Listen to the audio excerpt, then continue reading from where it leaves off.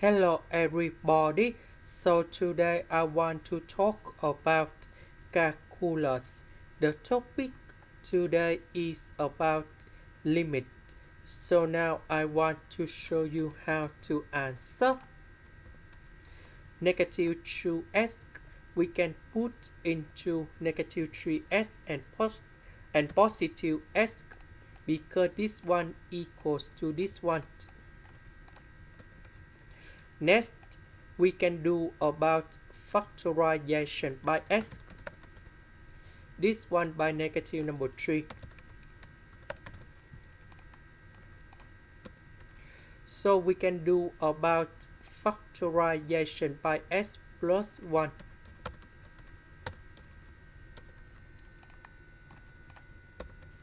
So we can do common denominator.